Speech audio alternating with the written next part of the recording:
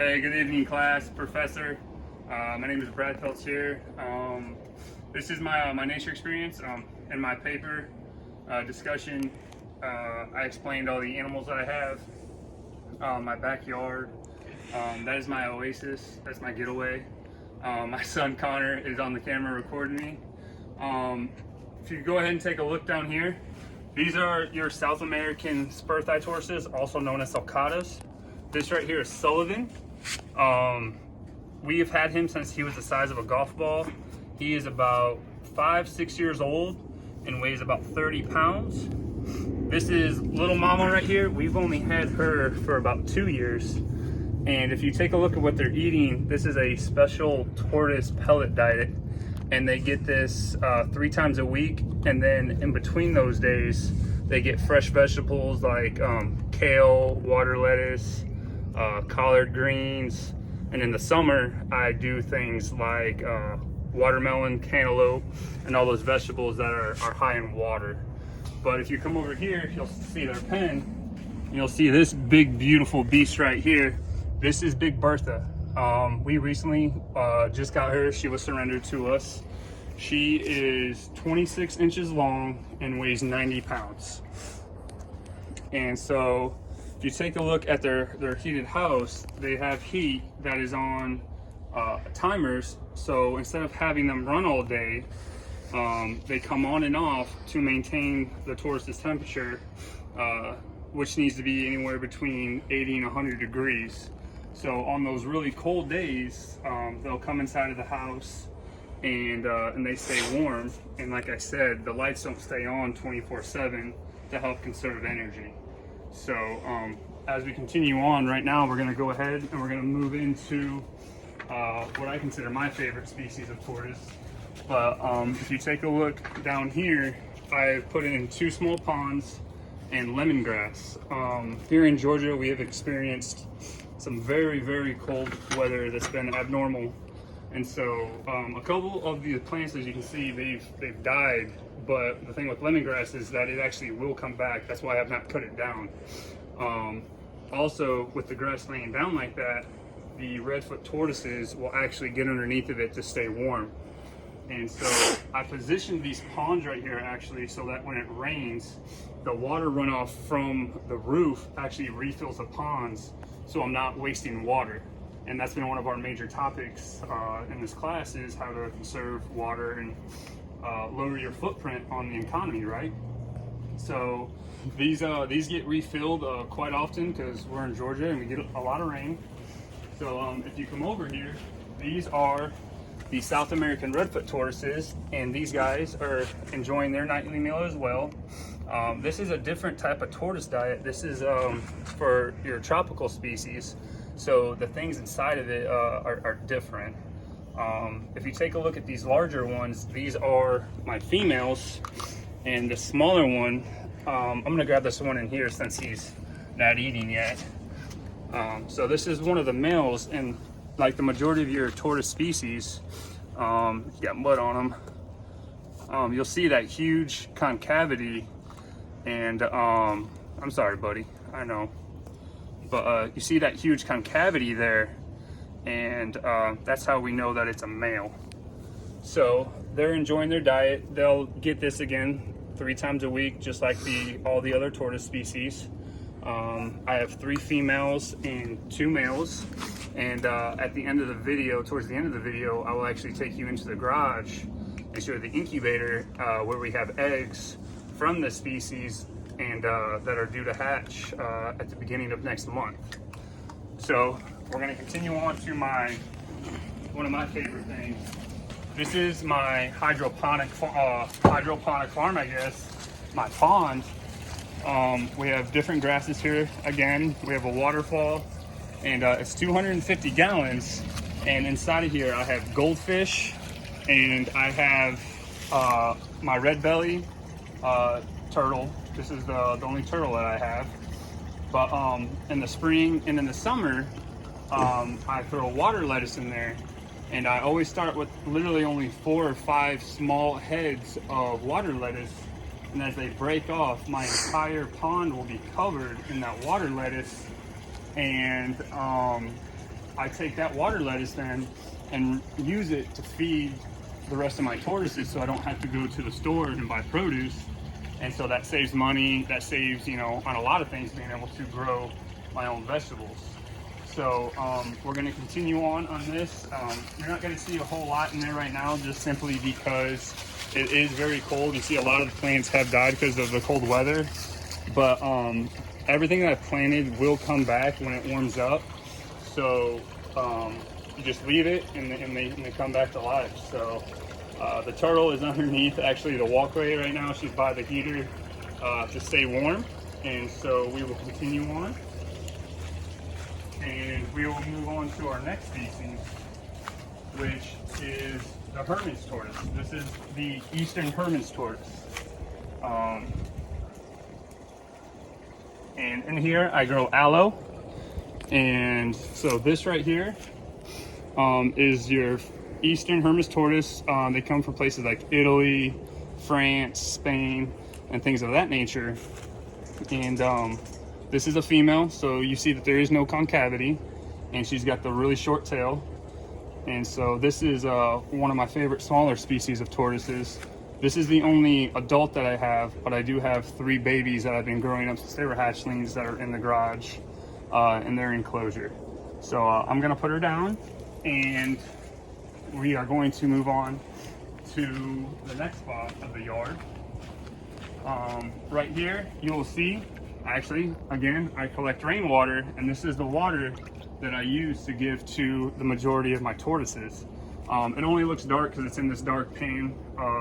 Got it from one of the local farm stores. And here, this is my absolute favorite smaller species of tortoise.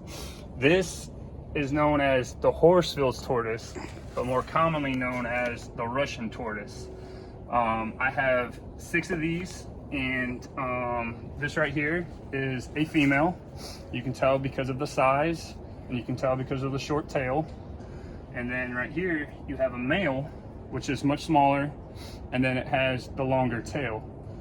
It's just recently rained, so as you can see, all the dirt is wet, so they're all covered in mud. One thing I want to show you is that if you look at this smaller female right here, she's going into something that's called Burmation. And what that is as the temperatures decrease, they will bury themselves literally up to 3 feet and go into basically a reptile version of hibernation. And so above the ground, I have about 2.5 feet of fresh soil. And then on the below that is just where I've tilled to where they can get into some of that more thicker dirt, and they can stay out here almost all winter. They can go down into temperatures as low as 40 degrees, but anytime that it hits the 30s, they go into their enclosure in the garage where they have straw, an enclosure, heat, and things like that. And again, right off the edge of the house, so they're small water source, because they get majority of their liquid from their diet. Because they're a desert species. These are from Afghanistan, Pakistan, Kazakhstan, and areas like that. So they don't drink a lot of water. They get it from the fruit and the vegetables that they eat. They don't eat a lot of fruit. These actually only get watermelon maybe once or twice a month because of the amount of sugar that's in it. It will affect the gut bacteria they have and can cause them to get sick. So right now, I've shown you the majority of my tortoises in my backyard. This is where I love to spend my time. You can ask my wife and kids. Every time they're like, "Hey, where's Dad?" They all answer, he's in the backyard with the tortoises. I love working with these animals. I love to breed them, help keep them on the planet to where, you know, they're able to stay sustainable and just continue to grow knowledge. My kids love to do it. My wife loves it. We do work with other species of reptiles as well, but the tortoises is what our family is all about. So right now, we're gonna take a quick break, and when we come back, I will be at the incubator to show you the eggs.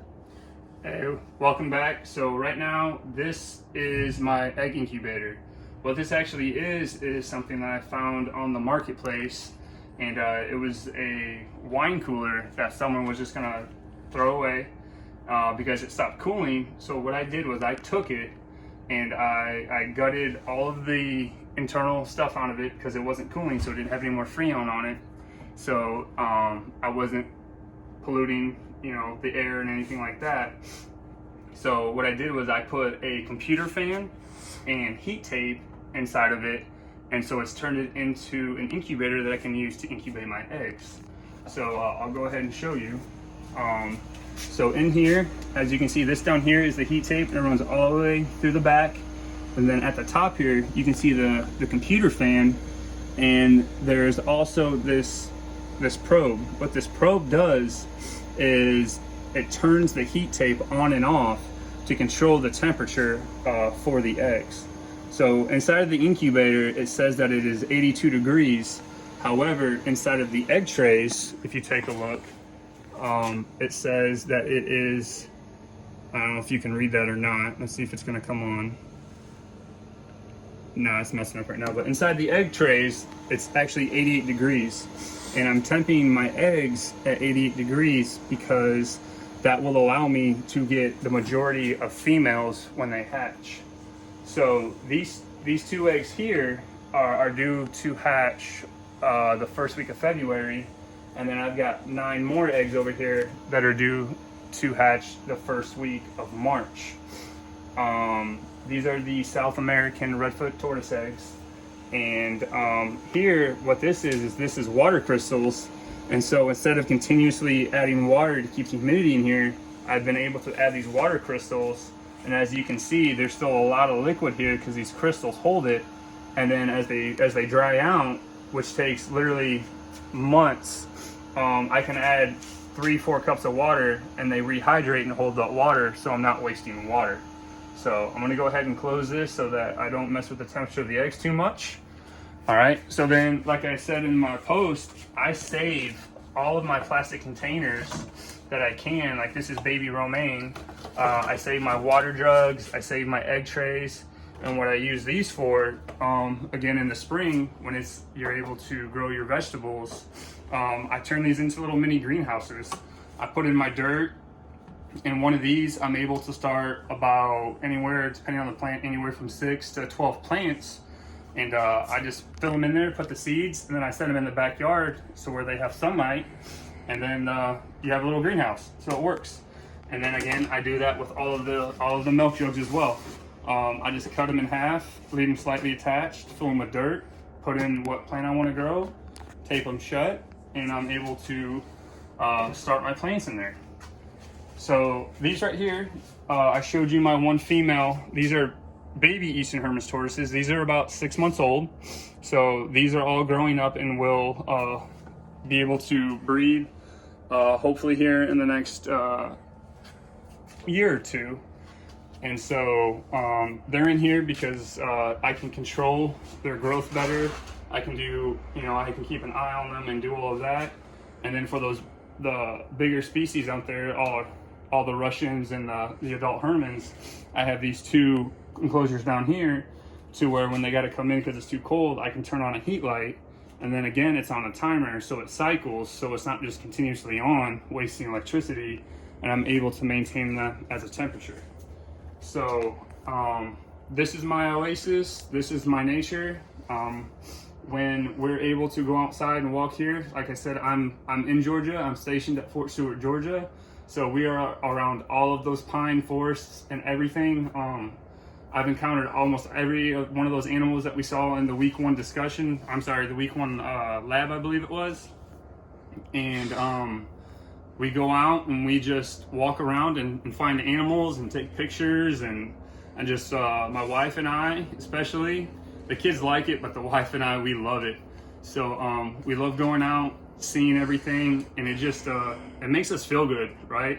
It helps us just kind of like re-energize ourselves after long days of work, long weekends, things that happen in life. We'll literally put on our hiking boots, grab our snake hook, and we'll just go walk through the woods and look for animals, bugs, different reptiles, and things of that nature. So I hope you enjoyed it. If you have any questions, please drop a comment and I will answer you as soon as I see that comment. And I've enjoyed the class, enjoyed doing everything with you guys, and hopefully we'll have another class along the way. Appreciate it, and peace out.